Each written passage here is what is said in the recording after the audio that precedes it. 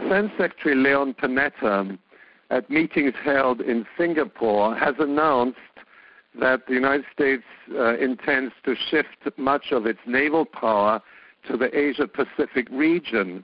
Panetta clarifies that this deployment is not directed against China. In fact, he says China will benefit from this deployment of military hardware. And in fact, he also has scheduled meetings with his Chinese counterparts. We must understand that this deployment to the Asia-Pacific region is part of a long-term process. What the United States seeks is the militarization of strategic waterways, including the Taiwan Straits, the South China Sea, the Malacca-Singapore Straits, and so that this whole region is strategic.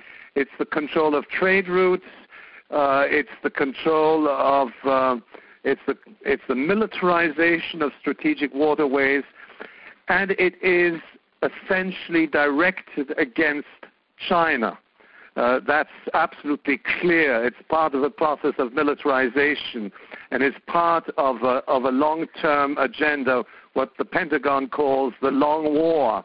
And if we look at military documents, we'll see very clearly that the objective of the U.S. military is to wage strategic theater wars in different parts of the world. This is global warfare, and China is one of the major military powers in the world, together with the Russian Federation, and ultimately the United States is also threatening these two major competing world powers, which of course are also members of the Shanghai Cooperation Organization, which is a military agreement with a number of former Soviet republics, etc., and which constitutes essentially the key countervailing power in the Eurasia region.